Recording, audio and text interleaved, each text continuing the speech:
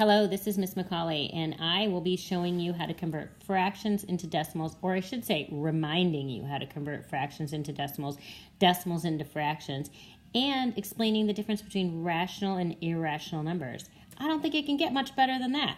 Stay tuned. All right, before we get started talking about rational and irrational numbers, we need to do a little bit of review. Now, please do not tell me or Mrs. Hughes that you have forgotten how to write a fraction as a decimal. To write a fraction as a decimal, you remember that you must divide the numerator by the denominator. Remember what we taught you last year. Never, ever, ever put the denominator in the house. If you're using a calculator, which you can, make sure you put the numerator first, then divide by the denominator. Some more review. A repeating decimal, pretty obvious, but it's a decimal form of a rational number. Repeating decimals have a pattern in their digits that repeat without end. For example, 1.666 repeats, right?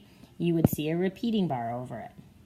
What is a rational number? It's any number that can be expressed as the quotient or fraction of two integers, just meaning that you can express it as a division problem.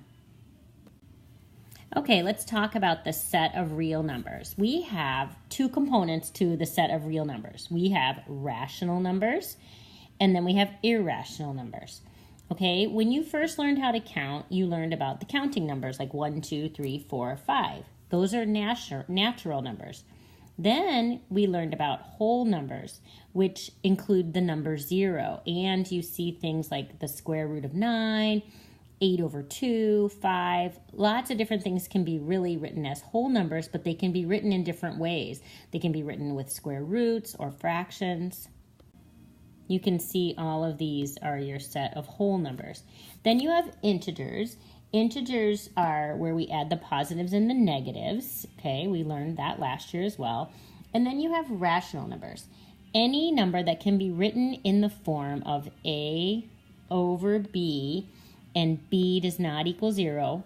Remember, we can never have a denominator of 0. We learned that last year as well. That would be a rational number. So all of these numbers in the purple can be considered rational numbers, okay? Even if they look kind of weird, like the square root of 16 over 9 looks weird, but that's a rational number. Now, irrational numbers are numbers that cannot be expressed as a fraction A over B, meaning that it would never repeat, like pi, for example. It goes on forever. Something important to remember is that rational numbers can always be written as terminating or repeating decimals. Decimals that never terminate and never repeat, those would be irrational numbers, okay? You'll be learning more about those in a later concept, but this is just sort of a preview. Okay, again, this is some review, but a terminating decimal, you should know that the word terminate means to end. So that just means that the repeating digit would be 0, meaning that it ends. For example, like the example that they used, 8 over 2, if you wrote that, it would look like 8 over 2. If you divided that, 8 divided by 2, you obviously get 4, and 4.0 is another way to express 4. So it doesn't repeat, it's just 4. Okay? Let's go ahead and do a couple of examples. I'd like you to try to pause the video right now and then do 7/8 for me. Write it as a decimal. You can use long division or you may use a calculator. It doesn't matter. Please make sure that you show this to your teacher after you've watched the video so we can see that you actually did the work, okay? I will come back and give you the answers at the end of the video or the end of this section. Okay, welcome back. I will go ahead and show you how to do the first one, and then the others I'm going to ask that you do on your own and show at the end of your notes. Okay, 7/8 as a decimal. You could easily just use your calculator, 7 divided by 8. Always numerator divided by denominator, or we can go ahead and do long division. 7 divided by 8. 8 goes, you have to add a decimal, put the 0. 8 goes into 70 8 times, be 64. 6, you have to add a 0, bring it down. Then 8 goes into 67 times. My board's going to get a little small here, so I'm just going to kind of squish this up. You could know that 8 times 7 is 56. If you subtracted, you'd get another 4. Add another 0, and it'd be 40. So it'd be 0.875. That would be your answer. Okay, I'd like you to do these problems on your own, please. Right here on your own. Make sure you show me these. They will be in the note check, or show them to your teacher after you finish. You may use a calculator if you like. That is by now the easiest way to do this. But if you want to do long division, you can. Okay. Okay, this is basically the definition of a repeating decimal. All fractions, not all fractions will have repeating digits that are 0. That means they don't terminate. Sometimes it will be decimals that repeat with no end.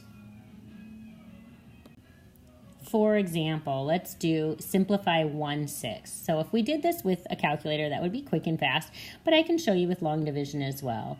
1 divided by 6. Add your 0 and your decimal, bring it up. 6 goes into 10 one time. 1 times 6 is 6. Subtract, get 4. Bring down another 0. 6 goes into 40 6 times. 6 times 6 is 36. You can see that you're going to keep getting a 40 every time. So that just means it's going to go on and on and on. It'll be 0.16 repeating.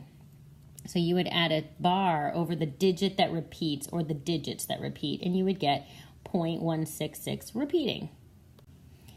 Okay, some more practice for you on your own. Please convert 5/12 and 7/9. Those will also be in your note check. Okay, welcome back. Now we're going to write some rational numbers as fractions, okay? I'll do the first one for you. You do the next two in your note check. All right, the first one, 4 2/3. All right, well, when it says to write it as a fraction, you might be like, hey, that's already a fraction. What else do I need to do? Well, hopefully you remember that mixed numbers are one type of fraction, but you can also make it improper.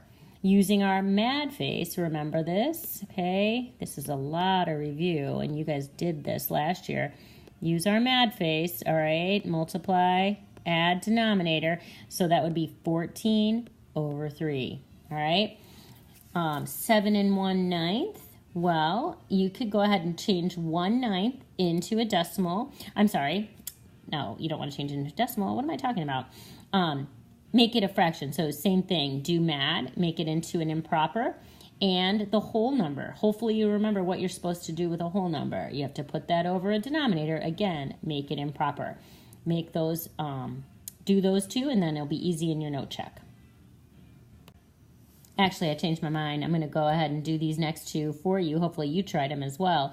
But I'll do these two, and then you have 3 more to do on your own for the note check. This one would be 9 times 7 is 63. 63 plus 1 is 64/9.